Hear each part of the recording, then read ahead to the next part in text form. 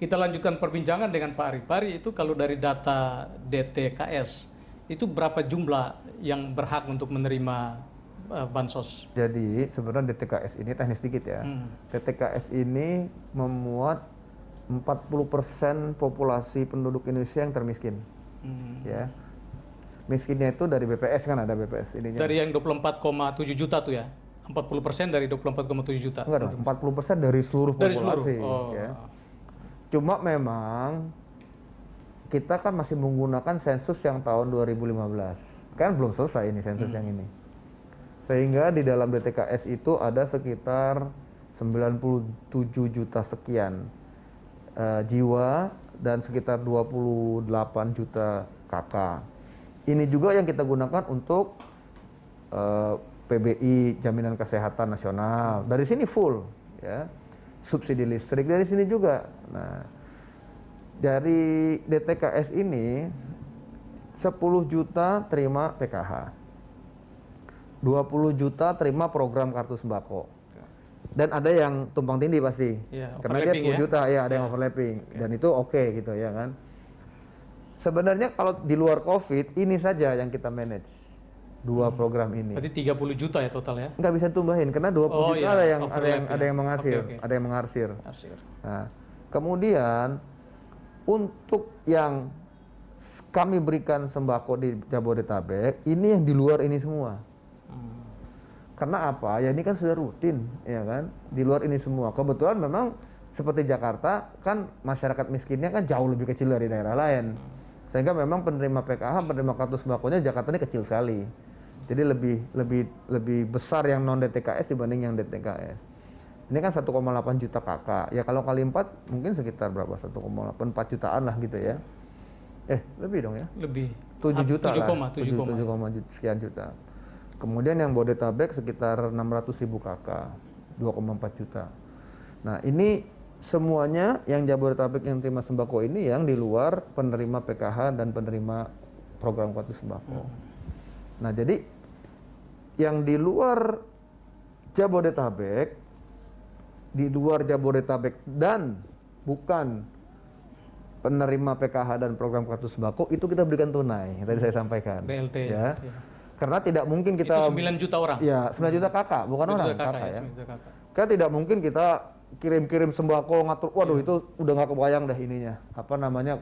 Ruwetnya nggak kebayang. Jadi semua bansos tunai, lebih mudah, lebih terukur, uangnya terkirim atau enggak kan ketahuan ya kan. Kalau sembako kan harus pakai berita acara begitu-begitu ya. Nah, ini di luar itu 9 juta yang di luar Jabodetabek, 1,8 juta yang di Jabodetabek. Ini semuanya yang di luar PKH dan sembako. Nah, di luar itu sebenarnya kalau memang di daerah itu dilihat masih perlu ada yang dibantu, yang tidak terkena ini semua, itulah yang kita harapkan APBD untuk intervensi.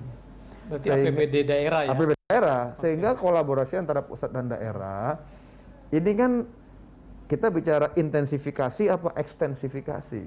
Nah, kalau saya lihat ini kan lebih bagusnya kita tidak terlalu tebal, tapi meluas. Ini Pak, sebelum lanjut, itu untuk update data DTKS ini menjadi tugas dari Kemensos atau pemerintah daerah masing-masing? Daerah dong, kita nggak mungkin, kita kan nggak punya aparat sampai ke seluruh Indonesia. Itu update-nya datangnya dari mana? Dari desa dan dari kelurahan.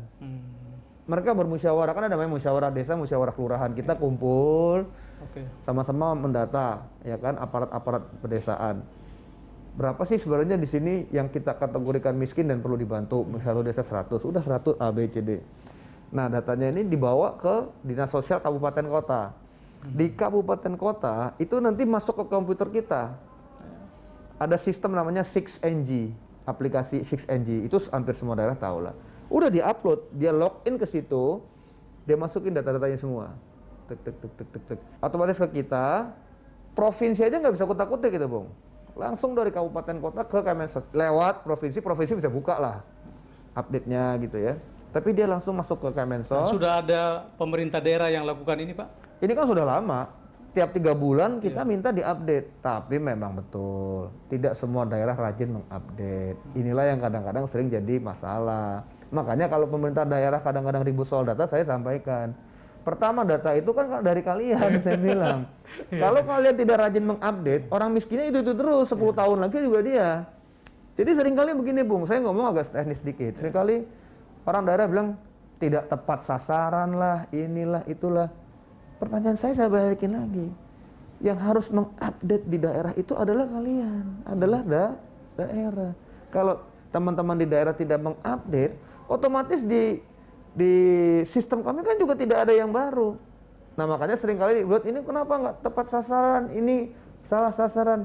Ya kalau teman-teman di daerah tidak rajin mengupdate, kita kan melakukan update tiap 3 bulan, ya akhirnya orangnya itu juga gitu loh. Dari data DTKS ini menurut pengamatan Pak Ari, berapa persen yang tidak tepat sasaran? Katakanlah ada yang sudah meninggal, ada yang mapan, menengah atas tapi tetap dapat. Kalau meninggal pasti ada datanya, ya tapi saya nggak bisa sampaikan dan nggak banyak lah mungkin. Nggak banyak, nggak sampai 10%. Kalau sudah mapan kita nggak paham. Gini saya tanya, mapan di satu provinsi dengan mapan di provinsi lain beda loh. Tapi katanya ada anggota DPR di Jakarta yang namanya terdaftar juga. Bukan di DTKS itu.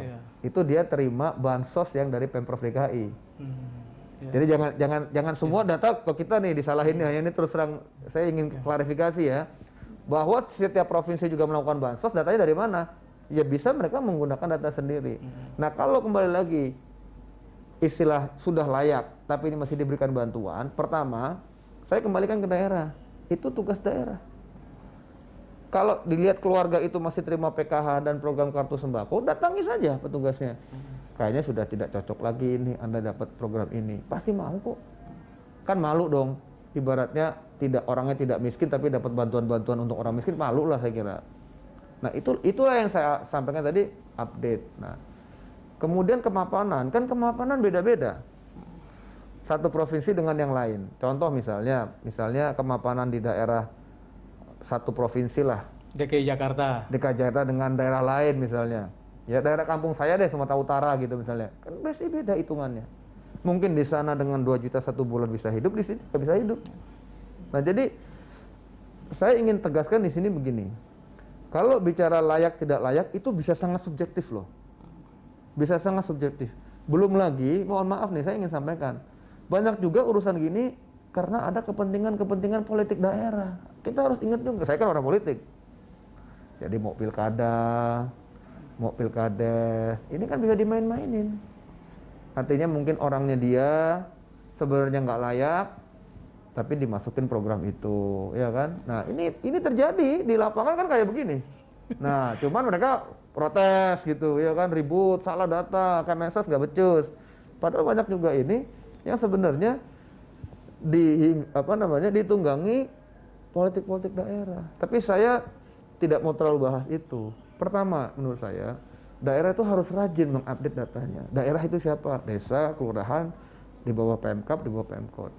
Sehingga data yang diupdate ini dikirim ke kita, dia bisa diperbaharui. Sehingga orangnya juga benar-benar bisa lebih sesuai gitu, layak atau tidaknya. Pak Ari, ini yang terkena dampak corona ini kan tidak hanya kelas miskin ya, tapi kelas menengah yang turun karena ada yang PHK, ada yang dirumahkan, ada yang dipotong gajinya.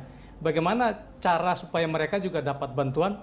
Kita bahas segmen berikut, Pak. Oke. Pemirsa tetaplah bersama Pak Ari Batubara. Tapi mereka kan juga akan jatuh ke rentan miskin, Pak. Kita berikan alokasi sebulan 300.000 KK. Siapa yang terima 300.000 KK itu? Silakan daerah masukin usulannya. Pegawai yang baru PHK, kemudian pekerja harian kehilangan pekerjaan, warungnya sudah tidak buka, ya sudah ikut.